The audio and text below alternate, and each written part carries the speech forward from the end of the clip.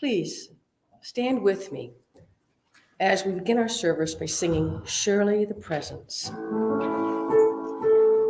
Surely the presence of God is in this place. I can feel God's mighty power and grace.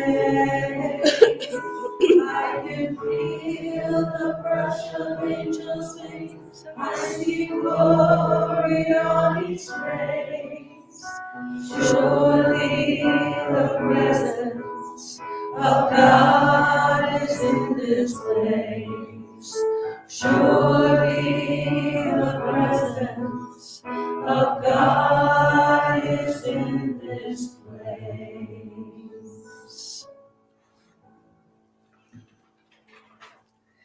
So please join me and my furry friend here as we start our mission statement.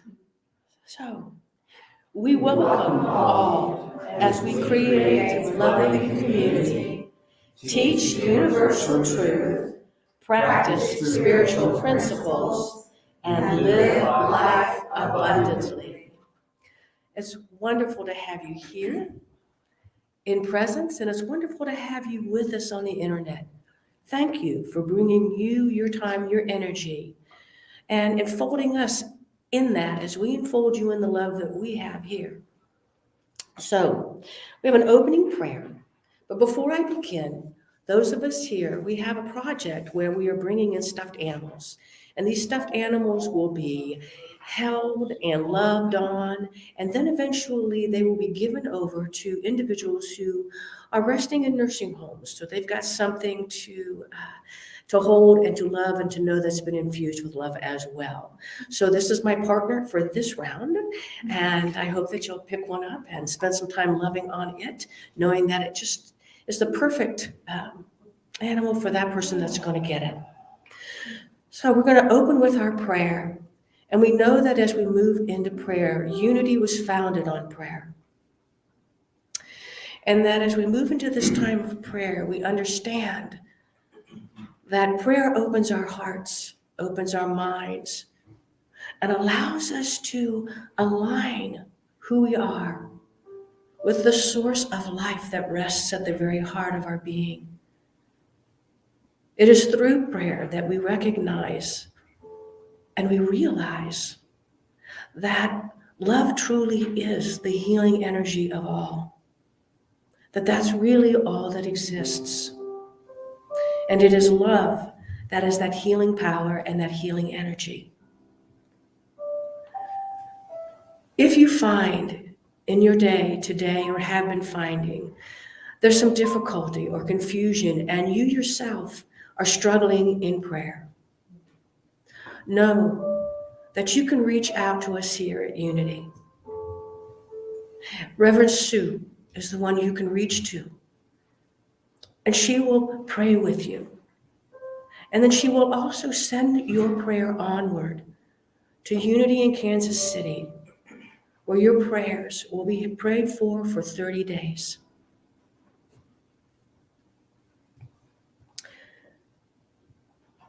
I'd like to share an affirmation with you today now. It's over there. It says that, if you would share it with me, I am open to signs of love everywhere I go.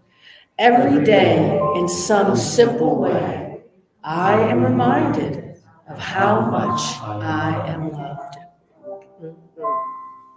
So I'd like to welcome any visitors. Do we have any visitors today? First time or been a while? Well, for those of you who are visitors for us for the first time, we just send you a happy hello and a gratitude that you're with us. Reverend Cindy is out today, so I have the opportunity and the honor to be with the community. Wonderful faces, wonderful energy. It is a pleasure and a joy always to be here.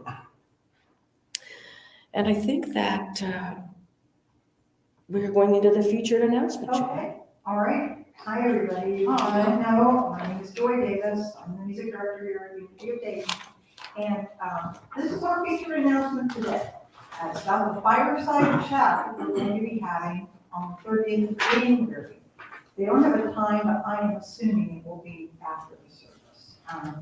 So there have been a lot of questions since Reverend Cindy announced her retirement. On Sunday, January 30th, the board is holding a fireside chat to keep you up to date and discuss any questions or concerns that you may have. The plan is to give you regular updates whenever there's something to report. The powers that be have spoken to Unity Worldwide Ministries, and they've explained the steps to the search, that the search team will be taking. The board, our very competent board, is lining up great guest speakers and will be helping with platform assistance. So just rest assured that all is well, and that's it. And back to you, Rebecca. Okay. Well, I think we're now going into congregational. No, it's not. See? I love how we work together. Okay. Once you join me in the meeting, I am not allowed, but you are going to come. I'm not a body, I am free, for I remain, so I created me. I'm not a body, I am free, for I remain. God created me. God created me. And now Brenda is going to read the daily word for us. Good morning. The daily word for today, Sunday, January 23rd, is pray for others. I am praying for you. Just hearing the words, I'm praying for you, helps me relax into the calm strength of a trusted friend's faith. Reassured, I feel my own faith growing stronger. My friend may be next to me or calling from far away. The power of prayer is undiminished by distance. Grateful for the gift of others' prayers for me, I welcome every opportunity to pray for anyone who asks. Having heard the prayer need, I let go of concern. In faith, I hold the Christ presence within the one for whom I pray. Knowing the truth of another's wholeness, I release any thought of illness. I affirm divine wisdom guiding important decisions and divine strength relieving any weakness. I feel the warmth of God's love, bringing peace and restoring hope to those I hold in prayer. And from 1 Thessalonians 1 verse 2, we always give thanks to God for all of you and mention you in our prayers. All right, so now it's time to stand again, and we're going to sing, I'm Ready for a Miracle.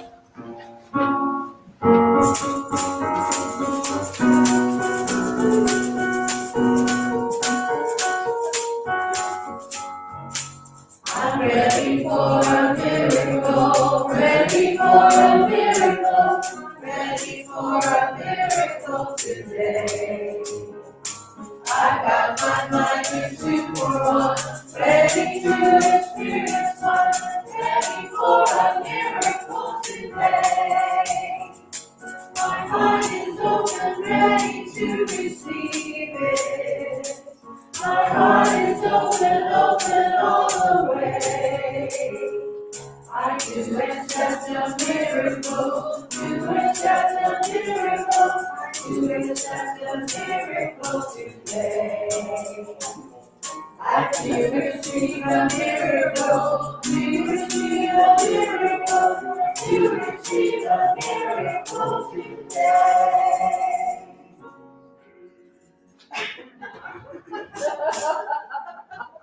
Now, we're here for a time of meditation.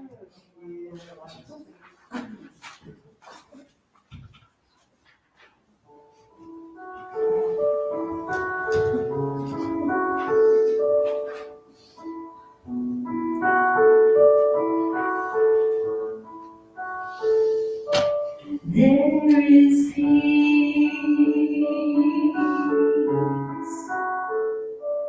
There is quiet when we touch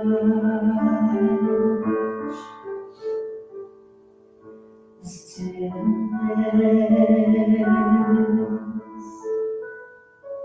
There is love. There is healing when we touch the stillness.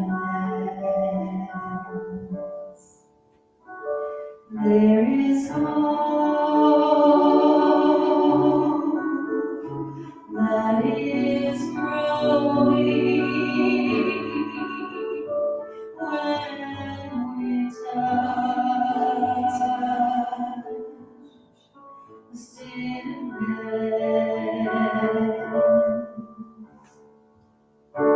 May you rest, may it flow, breathing in, let it go in the stillness. There is peace. There is quiet when we touch the stillness.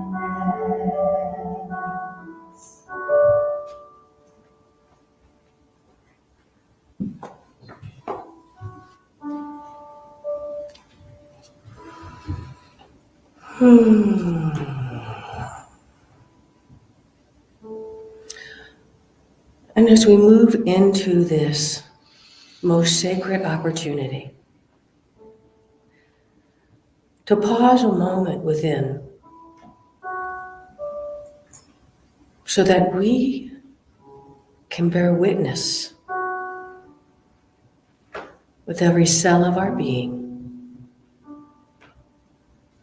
to the love that is life and to the love that fills every part of who we are. So in this moment, we allow the world at large to move on as it needs to move on. As we pause and trust this inward journey. And if quieting down is difficult, then place your hand on your heart. Just let it rest there. And give yourself permission to just notice your breathing. You don't have to change it. You don't have to modify it. You don't have to breathe longer, deeper. You just get to breathe and be present in that breath. For there's something miraculous about the breath that we breathe. For it is the movement of life within us. As it swirls and moves in and out. And we recognize the beauty of that breath that we hold. For it's the last thing that leaves when we're ready to go home. All of a sudden, the breathing just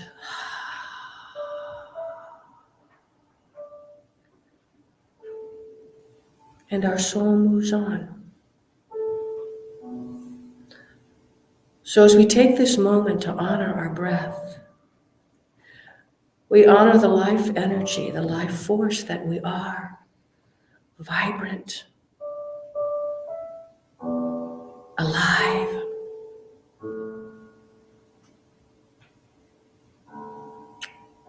A wonderful divine energy that fills every cell of our body.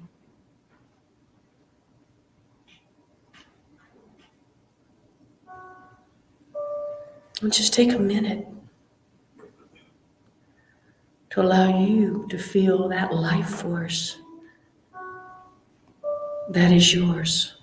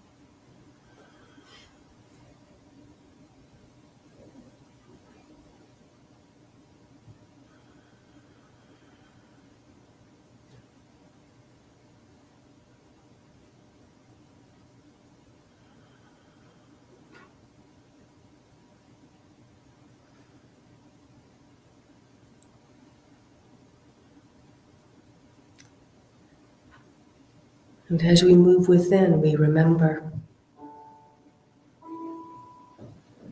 We remember our beauty. We remember our birthright. A life of love and freedom. And in this moment, we simply give thanks that regardless of what's going on in the world, we can pause and simply take a moment to remember and to bring forth that truth into our life today. And so it is. Amen.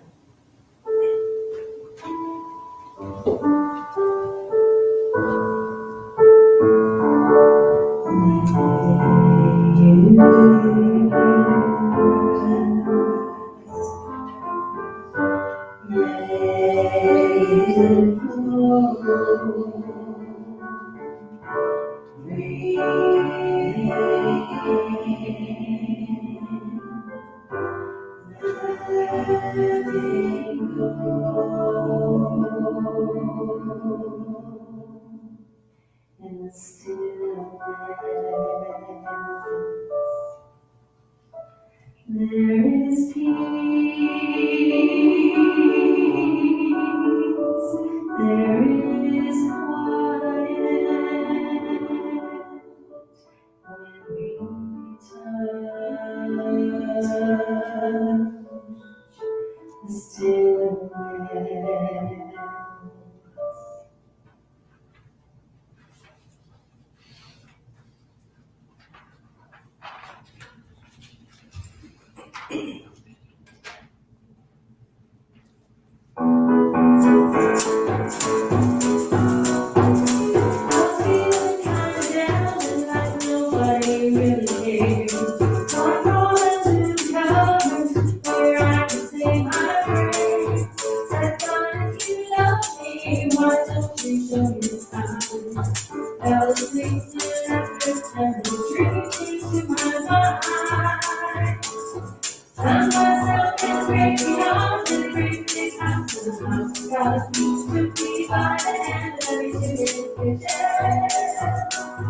Take them to this giant bridge where pictures of me as a kid.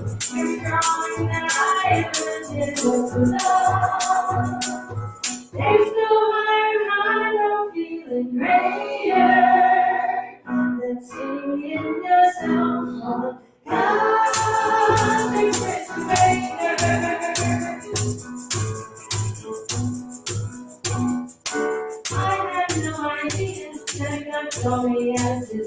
But he was thinking of me so nearly all the while. There I was on that door, all the world could see. I was precious to him, and because the world I made. There I was in the great big house, in the great big house, and the mountain tops. He took me by the hand and looked in his kitchen. Take up to this giant bridge where pictures of me as a kid. Every drawing that I ever did was love. There's no higher high, no feeling greater than seeing yourself on God's refrigerator.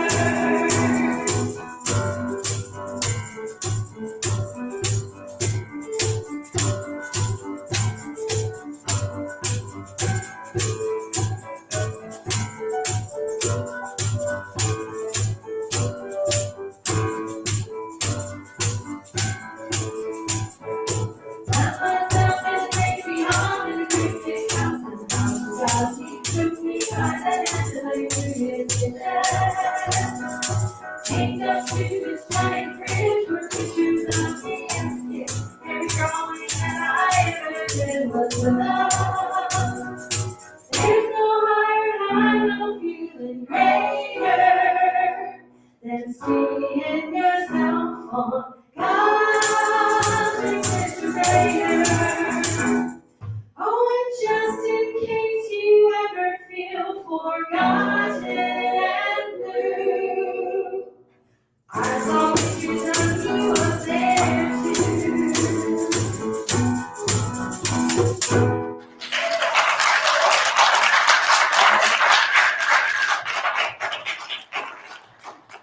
So how would you like to see your face in God's refrigerator? I'd be pretty impressed. And I love it because it ties perfectly into what we're going to be talking about today. And that's the idea of what do you do when God goes incognito? I mean, think about it. How many times have you reached out and God seems not to be there? You're like, hey, hello, hello, do I need to call you? What do I need to do to get you to respond here? And then in that case, we feel as if God's a million miles away and we cannot find God anywhere. And usually it happens when we're hitting one of the roughest times in our lives, isn't it? It's usually not unfolding when life's going great and but all of a sudden it's like things start showing up and getting a little difficult and you're not sure. And it's like, where did you go? Well, I'm of the premise that really God didn't go anywhere. Okay? The premise is that we skewed our vision. Remember the last time I was here and we talked and we had that picture and we looked at the picture and just depending upon how you shifted your gaze, determined whether or not you could see the image, but the image itself was still there. Well, that's that same concept that when we're in this space of growing and evolving, that oftentimes we're dealing with our own personal doubts and our own personal lack of trust because we're not sure what we're looking at. We're not sure how to engage with it. Therefore, we pause and we're hesitant to believe that it could possibly be there. So it's an opportunity for us to learn how to move through those times of doubt and move more into trusting that the presence of that divine is there. Now, in unity, in a new thought, one of the things we talk about first and foremost is what? What exists beyond everything else? God, spirit, source. Always has been, always will be. That's nothing new. That's practiced all around the world in many different faith traditions. But that is first and foremost. And if that's the case, if that's indeed all that is, because that's another one we talk about, right? God is all there is. So what else exists? Literally, what else exists? So that means that in manifest creation, God is present. Because what did God create from in order to create? It created out of itself, out of the nature of its own being, to bring forth whatever has been brought forth into being. So everything has within it aspects and the essence of the divine. But through a whole bunch of reasons, we in the human experience have doubts about that. And it's been a long time that we've had doubts about that, okay? Many of us who were reared in very traditional teachings, right? We were reared with this idea that God was here, and where were we? Yeah, we were like somewhere down here, right? And the idea of considering that we could be anywhere close was like almost in some cases sacrilegious. How dare you put yourself on par with God? And not only is God here, but I don't know about you, but I can remember being taught that there were a whole lot of reasons for me to walk a narrow path, buddy. And if I didn't walk that narrow path and I dared step out of that in some way without realizing I was stepping out of it, oh my gosh, well, I've messed that one up. And I'm not sure where I'm going as a result. So instead of a feeling or a sense of my connection with the divine, of understanding what that love is, all I knew love to be was that which was demanding of me, and I could never fulfill it. Okay? Now, do any of you resonate with that at all? Yeah. So all of a sudden, we're learning about this concept of God being love. And then we're taught that love is demanding. I don't know about you, but there were so many hoops I had to jump through in order to prove my value and worth that I just couldn't do it anymore. I would try to jump through the hoop and trip and fall, you know? I mean, it's just like, there you go. So it's like, how do I begin to experience and understand and know that there's this something that loves me? And then what does that even mean to love? So when we're looking at this idea of God disappearing, part of the process is because we're learning in this life journey how to establish a relationship with that source that we can trust, that we can experience, and we can acknowledge that that love is there for us, even in moments of confusion and uncertainty. I know when I was a young mom, I had my youngest son. As he grew up, he sensed so much that he could not put into words. He was very much an emotional individual. He could pick up, but as a child, he had no words to describe what he was experiencing. And he would come to me and he'd be so frustrated, and he would say, and he would stop, and he said, and he didn't know what to say. And I would pause and I say, I understand. I know what you're saying. And because of our relationship, he began to trust that I did know what he was saying. And I would say to him, it's okay. There will come a point in time that you will learn the words that you need to express what it is that your heart is feeling. Because that's what's happening here. You know, words often are for the logical mind, and you don't know how to put those together yet. And so for a while, there was that trust level between us. And so it's kind of like me and my relationship with God. There was that trust level. Even in that time where I was in a community where, you know, I had to toe the line a whole lot before I could ever possibly gain anything, and then don't think I could be anywhere near God, I was okay because I could still pray, you know, for, oh, please forgive me, and oh, I'm going to do better, and I know that your love for me is going to do all kinds of wonderful things, and it felt right, and it felt valuable, and God was present in that. And so in that, there was peace for me. But then there came a point in my own evolution that things began to change. I began to be introduced to different ideas. I had a sister who was in metaphysics back when I was in my early 20s, and she had been practicing it for quite a while.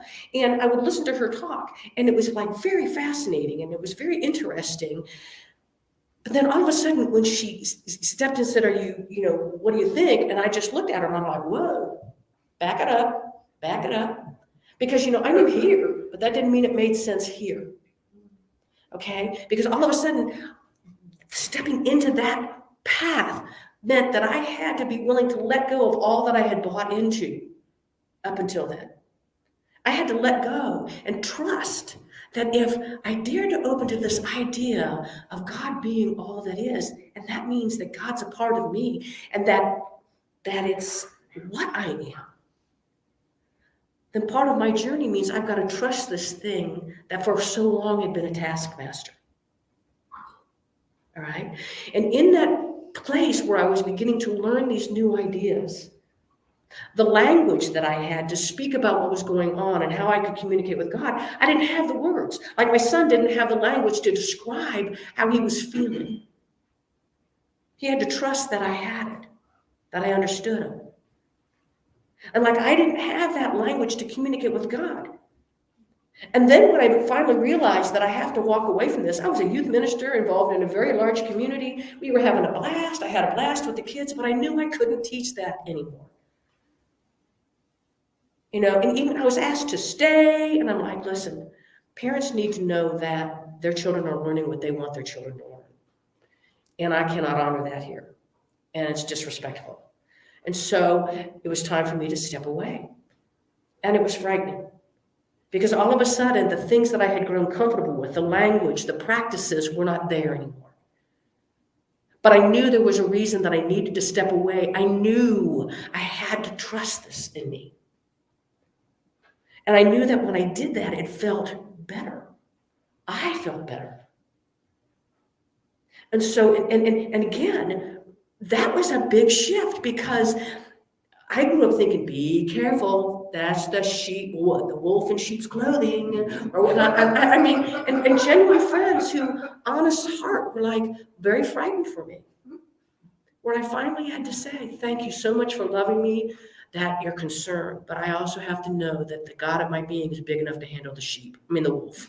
Because, you know, we're not going to, I'm not into this here. So I have to give myself permission to move forward. And in that process, for me, okay, this is my journey, not anybody else's journey. This is for me, and this is the only thing I can attest to. And then there's questions around that. But the whole idea is that in that moment, all of a sudden, I was introduced to this little book and it had all these wonderful little sayings, and they were like little clips from this book called A Course in Miracles.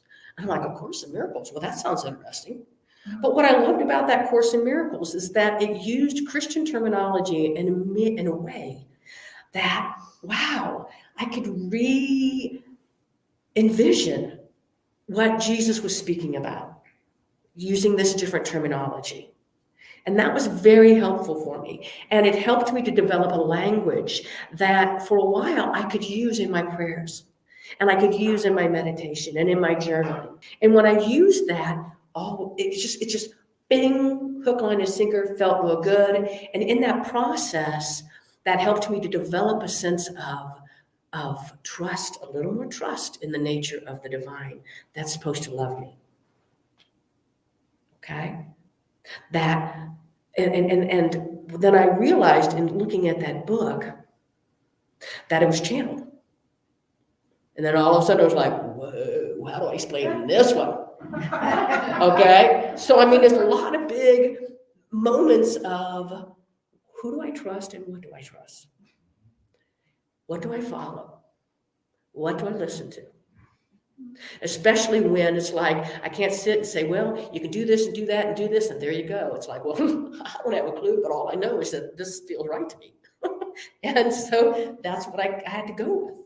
Or that's what I chose. I didn't have to do anything. I chose that. And in choosing that, for a while, I didn't have words to describe. I ended up going to, study groups, and I ended up at a New Thought community. And it felt like home. And it was wonderful, the sense of coming home, because love was very prominent. I wasn't asked to believe something that didn't work for me. I was encouraged to trust my own internal process and my own internal relationship and pay attention to that and trust. So that was important to me in my process. But Just because I liked it and I thought it was cool didn't mean that I went into it. I knew how to pray or I knew how to do anything because I grew up thinking, you have little prayers here. And now I go to this community and it's like, no, this is you creating your own. Whoa, can we do that? I mean, I really had no idea could we do that. And in the course of my own growth, I began to find the words that allowed me to put meat to what I was experiencing and feeling. And when that happened, all of a sudden,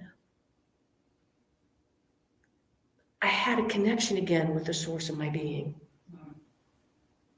You know, I felt a peace like I did years ago, and I would pray and ask for forgiveness, right? And it was as deep and real then as it is or was in that time when I came. But just because I ended up in a New Thought community doesn't mean I stopped growing. And all along, I'm being called to open up. I'm being called to dare believe in something different. Dare to trust that rather than focusing on fear, you can focus on what? Love. Yeah. You know, and there have been times people say, oh, you know, there's all kinds of semantics in this world. Oh, you got to be careful. Love hurts, you know, and I only do this and only hurt you because I love you. And all of you're like, whoa, there's some really convoluted understandings of what this word means. So it's a process that when God goes incognito, you know, it's like, you know, it's not because God has gone anywhere, because God can't go anywhere, right? In New Thought, we understand that all that we are, right, is God stuff, isn't it? So if God were to go somewhere, where would we be? We wouldn't. So literally all that we are, but we can understand it here. But making its way into our heart and making its way into our awareness and viscerally being part of who we are, it takes practice. It takes practice to move from the mental security of if you do this and you toe this and do this, this is what you get, to open up to something that's kind of nebulous, like, well, you know, the presence of God is all around and everybody's got its own different experiences. You're like, what level of security is there in that? Okay, so it's letting go at times, the security of the known, to give ourselves permission to honor. And I don't want to say insecurity, but honor the call of the heart. The call of the heart that's saying, there's more to who you are and what you are. And even when you don't believe it, even when you doubt it, and in that doubt, God disappears. God's not gone. God's not tapping his foot, waiting. When are you going to get this? Right? You know, and I mean, I've gone there. I says, you know, how long will it be before I really tick God off? And he's like, I'm done with you, Becky. You know, you know, I wondered. And it's like, love doesn't do that. When you look at Corinthians, right, they talk love is patient, love is kind. You know, all that wonderful things they talk about love. It's not demanding, right? But when we look at love through the veneer of the human experience, we're short-sighted. So part of the process of our lives now is this journey where we realize that things aren't always what they seem, right? Who we are isn't always what we think. There's so much more to who we are. And then we get to be on a journey of discovery where we get to learn that, oh my goodness, there's something marvelous about me. There's something truly beautiful about me. As a matter of fact, I'm pretty awesome.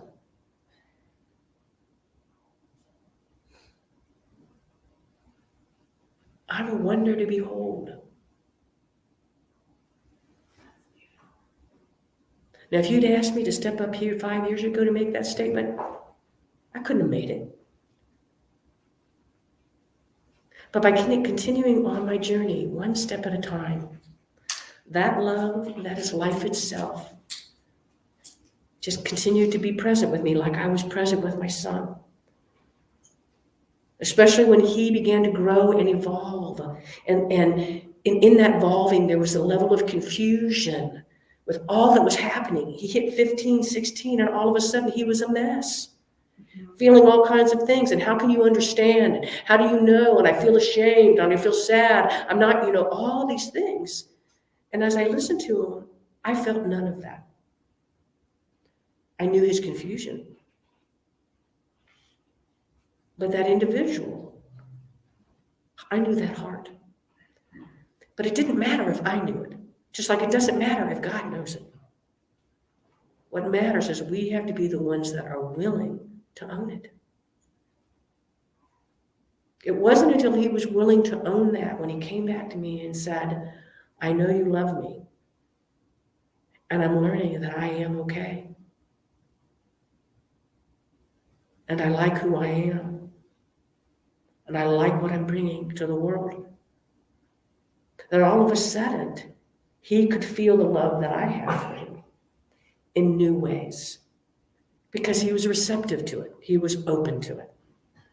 So for us, it's that opportunity that, especially when we feel like we've really not done well, we've shortchanged ourselves. We tend to what? Judge ourselves, and then doubt, and that makes it very difficult to see the face of the divine. And oftentimes we're calling ourselves to shift and change. And so we got to look at the dynamics of the life and what we've been taught. And how is it that we want to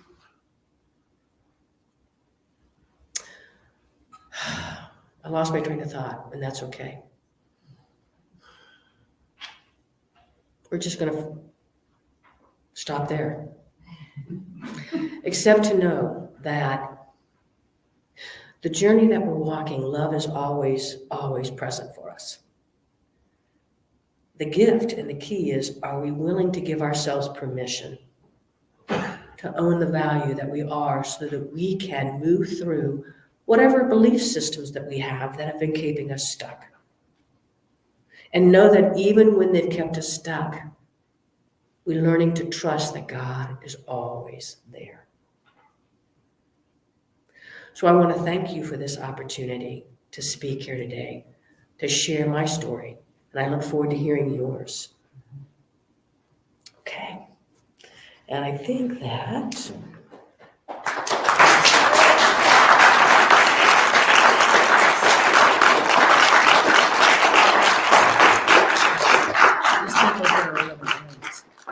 I'm speaking to the internet. All right, so now we are going to our blessings. Our what's the word I'm using? My good like. The ushers are coming forth to collect offerings. Thank you so much. See, when you look out there, it shows up in all kinds of wonderful ways. So we are offering and blessing our offerings. So say it with me. Divine love through me blesses and multiplies all that I have, all that I give, and all that I receive. Gratitude before me, gratitude behind me, gratitude to the left of me, gratitude to the right of me, gratitude above me, gratitude below me, gratitude within me, gratitude all around me. I'm so grateful. I'm so grateful. I'm so grateful. I'm so grateful. I'm so grateful. I'm so grateful. I'm so grateful.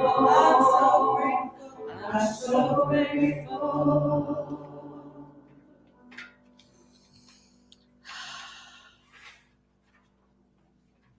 You want to go do a blessing?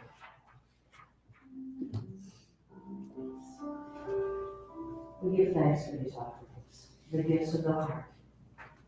And we know that these gifts bless this community in wondrous ways. And in blessing this community and overflowing, that blesses the hearts and the experience of those who are given. And we simply give thanks to us often, knowing that it is well served. So it is.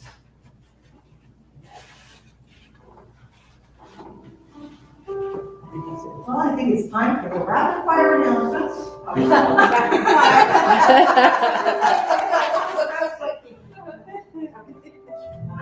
So, I think Rebecca already mentioned the stuffed animals that are here, in the pews, but, we are collecting them until February 13th. If you have a new stuffed animal, bring it, and, the congregation will love it up while it sits here so that it is infused with plenty of love and good intentions. And then we will deliver the stuffed animals to a local nursing home on Valentine's Day. So, and then a very important announcement, I think, do you sing? Do you play an instrument? Do you dance? Do you have a comedy routine? Do you read poetry? Do you roller skate? Whatever. We're getting ready to have our Community of Faith annual talent show. That will take place on Friday, February 18th at 7 p.m. You'll get a chance to take the stage, and we really want you to kind of discover what talents we have seen from you yet, and talents that we have seen. Please join us. So if you have questions, you can see Greg. Greg is in charge of the talent show this year. We will be having a rehearsal on February 11th, and there's a sign-up sheet in the social area, or you can just probably talk to Greg. Okay. And this one's special because it's the 25th anniversary of the talent show. Oh, wow. Yeah. Okay, I've been here for most of them. Okay, I'm sorry. On sale now, we have the 50/50 raffle. Tickets are on sale out in the lobby. This will also take place during the talent show. We will draw, and 50% of whatever we accumulate will be yours to take home. And 50% will go to the church to help support the music team. The tickets are $1 a piece, or I believe they're $5 or $6, whatever. Right now, there's no limit to how many you can buy. Right. Also, if you have not reaffirmed your membership for 2022, please find the form in the social area and turn it into the office. You can also send an email to community@david.org. The deadline is February 20th. And then just one more thing, I know some of you have really enjoyed Adam Elfers when he was here a couple of weeks ago doing music. He's going to be back next week. So come and support him. Come and support Adam. And I believe that's all I have for the announcements. Wonderful. And for those of you out in internet land, you are also welcome to call in. Call in, and who should they ask for when they call in to share that they're interested in being a part of the talent show? I totally missed that, but. Okay. Okay. Well, just call in, and when you call and say, I'd like to be part of the talent show, then know that they will lead you to the right person. So for those of you who are out at StreamYard land, we just want to let you know how much we appreciate your presence today. And remember to shine the light of the world that you are. Have a great day. Bye.